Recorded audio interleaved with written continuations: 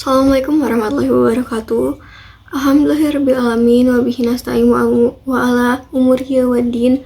Wassalatu wassalamu ala asrafil anbiya'i wal mursalin. Amma ba'du. Pertama-tama, marilah kita panjatkan puji serta syukur kepada kehadirat Allah Subhanahu wa Ta'ala yang telah memberikan kita semua berkah, rahmat, taufik inayahnya, nikmat sehat, dan juga nikmat Islam, sehingga kita semua masih dapat melaksanakan ibadah puasa pada bulan Ramadan kali ini yang bertepatan pada tahun 1446 Hijriah. Tak lupa sholawat serta salam marilah kita limpahkan kepada Nabi wa Nabiyana Muhammad Sallallahu Alaihi Wasallam yang telah memberikan kita syafaat dunia dan niscaya akan berguna di yaumul akhir nanti.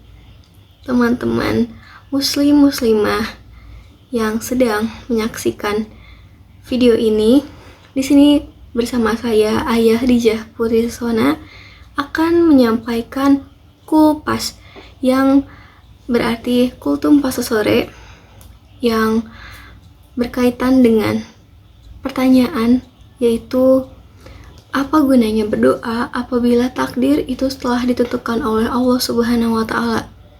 Teman-teman sekalian, hal ini sudah sangat jelas jawabannya, yaitu kegunaan dari berdoa itu sendiri. Berdoa itu adalah salah satu contoh ibadah yang dapat menguji ketaatan kita semua, apakah kita dapat konsisten ataupun tidak. Lalu takdir sendiri itu sebenarnya terbagi menjadi dua. Kenapa menjadi dua? Apa bedanya kedua dari takdir itu? Yang pertama yaitu takdir yang bisa diubah dan takdir yang tidak bisa diubah. Maksudnya seperti apa? Contohnya, takdir yang bisa diubah yaitu seperti kemalasan seseorang. Tidak ada seseorang yang bodoh, melainkan ada orang yang malas. Maka dari itu, apakah kita bisa mengubah diri kita sendiri untuk menjadi pintar dan menghilangkan sifat jelek kita, yaitu malas? Hal tersebut tentu sangat bisa, karena itu termasuk ke dalam takdir yang bisa diubah. Dengan usaha serta doa yang diiringi oleh kita, maka kita pun dapat berubah menjadi pintar. Dan takdir itu, takdir yang tadinya kita malas, itu bisa diubah oleh kita sendiri dengan cara tersebut. Lalu yang kedua, apa dong kalau takdir yang tidak bisa diubah itu namanya? Contohnya itu seperti kematian. Kematian adalah suatu hal yang pasti akan terjadi kepada kita semua. Terkadang kita selalu takut akan kematian, tapi sebenarnya kita hanya takut pada kehidupan setelah kematian. Karena kematian itu adalah hal yang pasti dan tidak perlu sebenarnya untuk ditakutkan, karena yang ditakutkan adalah hal ataupun kehidupan setelah kita meninggal nanti. Dan maka apa sih kegunaannya berdoa? Berdoa itu salah satu ibadah yang dapat menunjukkan suatu ketaatan kita semua dan keteladanan kita semua dengan berkomitmen. Lalu selain itu, ada pun hal yang dapat kita pahami semua, bahwa manusia adalah tempatnya salah. Maka dari itu, berdoa adalah salah satu hal yang pasti akan berguna sekali bagi kita, ibadah yang sangat berguna bagi kita semua.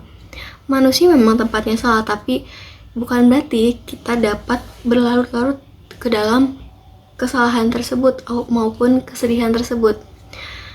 Jika Allah dapat mengembalikan malam menjadi siang di keesokan harinya, maka mengapa Allah tidak bisa mengubah kesedihan menjadi kebahagiaan?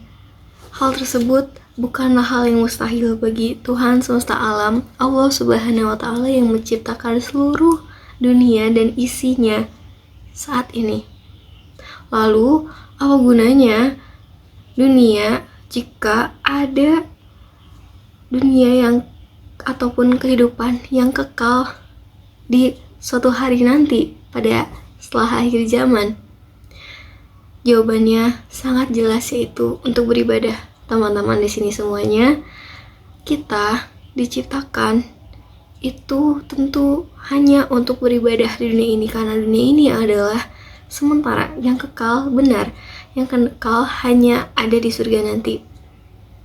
Maka tugas kita di dunia hanyalah beribadah kepada Allah Subhanahu wa Ta'ala, dan untuk memudahkan kita di akhir zaman nanti agar kita bisa mencapai kehidupan yang kekal, yaitu di surga.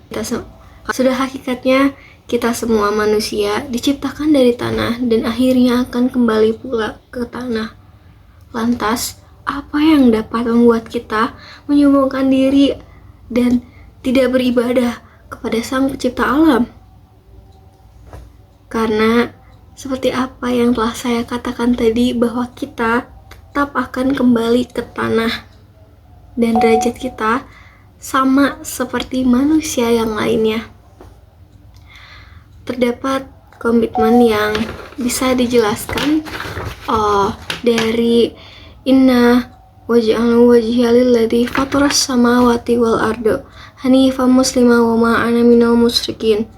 Inna sholatu wa nusuki wa mahyaya wa mamati lillahi rabbil alamin la syarika lahu wa bidzalika umirtu wa ana minal muslimin.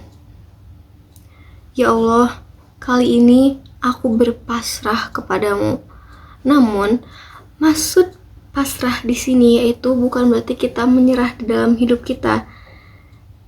Dan hal ini menjadi ujian yang dilontarkan kepada kita umat manusia dari Allah Subhanahu wa Ta'ala untuk berdoa kepadanya dan tidak pasrah dalam menjalani kehidupan. Seperti kita ditugaskan untuk berikhtiar dan diiringi oleh doa, karena usaha diiringi yang tidak diiringi oleh doa itu sama dengan sia-sia. Begitupun doa yang tidak diiringi dengan usaha